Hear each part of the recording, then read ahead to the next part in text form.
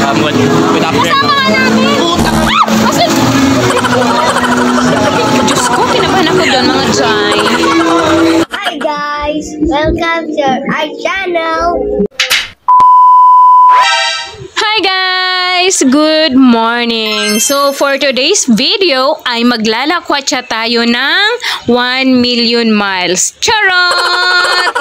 So ayun na nga, to cut the story short, wow, English. May dinayo na namang resort si Jevy Love, ang lakwatsera niyong Bella. Charot! Sige na po, sige na po. Galit ka kuya? Okay.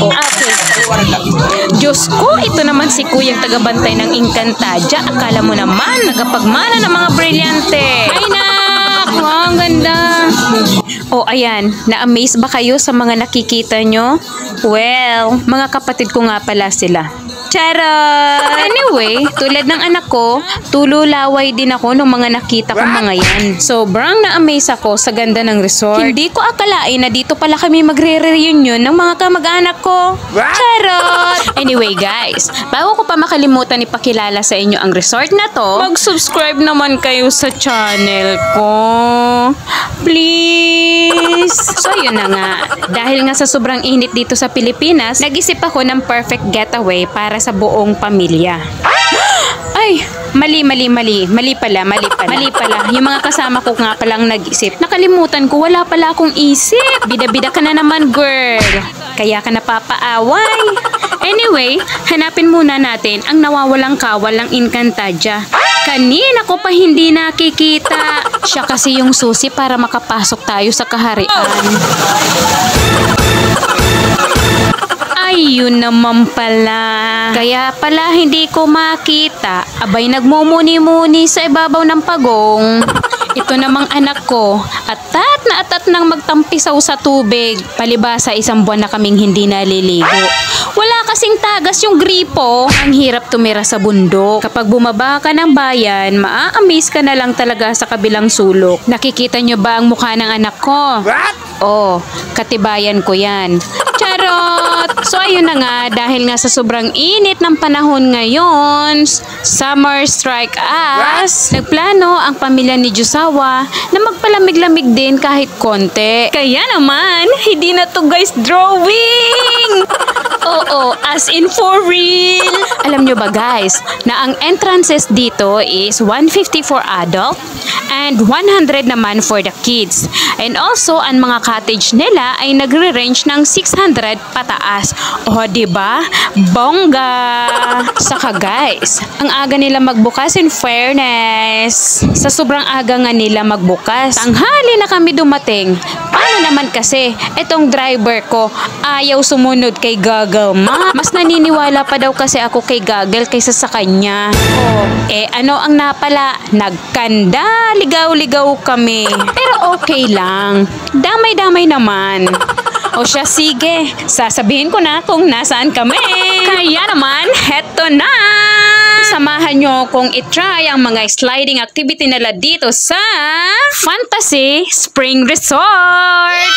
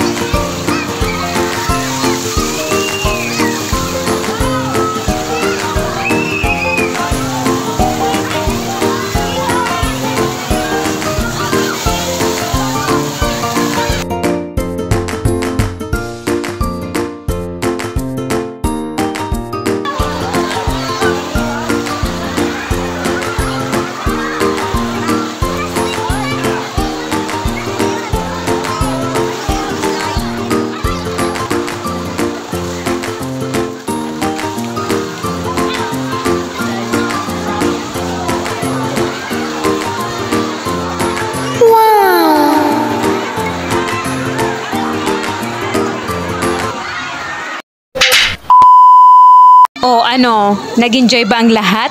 Sabi ko naman sa inyo, super napakaganda sa lugar na to. And perfect bonding for the whole family. At syempre, kung gusto nyong itry itong giant slide dito sa Fantasy Spring Resort, syempre bago kayo umakyat, magdahan-dahan kayo dahil madulas ang hagdanan. Marami siyang lumot, kaya be careful guys. At ayun na nga, hinata ko tong pamangkin ko, grabe. Trinay namin tong spiral na slide. Super nag-e-enjoy talaga ako dito. Ilang beses kong pabalik-balik dito, guys.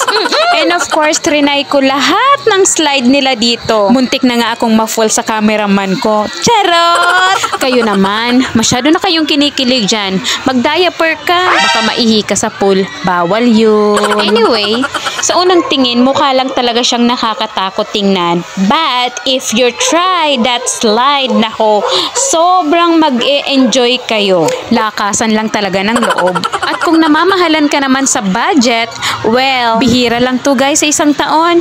Try mo na. Hindi lang naman ikaw mag-e-enjoy. Pati buong pamilya. Kitang-kita ba dyan sa pagmumukha ko ang enjoyment?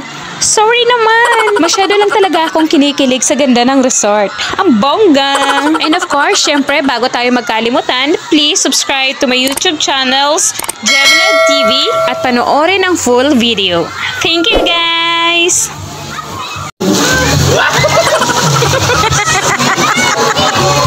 Oh, diba? Sabi ko sa inyo nag-i-enjoy kami.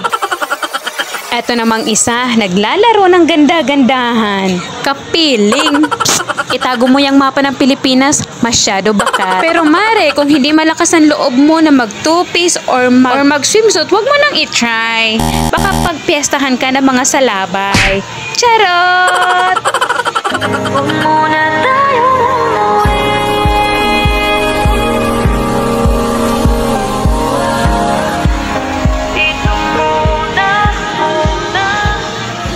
Oh, 'di ba?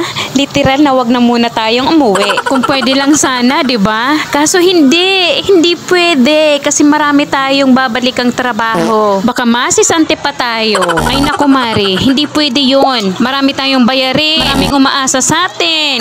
Kailangan natin kumayod. Nakakahiya naman sa mga kapitbahay mong ang tingin sa iyo ay mayaman at di nauubusan ng pera. Ay, bongga ka day. But to be honest guys, walang masama mag-enjoy sa buhay. May pera ka man o wala, ang importante, napupunan mo ang bawat pangangailangan ng pamilya, especially ang mga anak mo. Yun nga lang, masama lang talaga sa paningin ng ibang tao. Alam mo kung bakit? Kasi nasasapawan mo sila. Pero wag na natin isipin yun. Ang importante, masaya tayo at ang buong pamilya. Naikwento ko lang. Yun lang. Bye!